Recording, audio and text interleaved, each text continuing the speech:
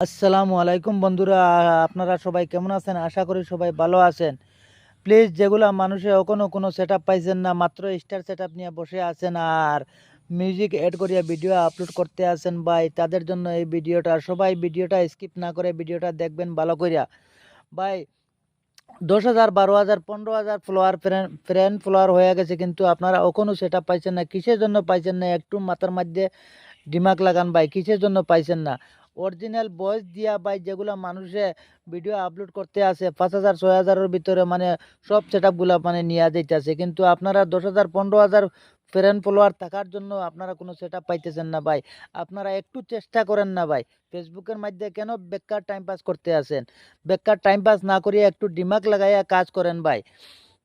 আশা করি আমার কথাগুলো সবাই বুঝতে পারছেন।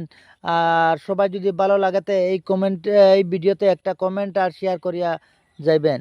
আসসালামু আলাইকুম।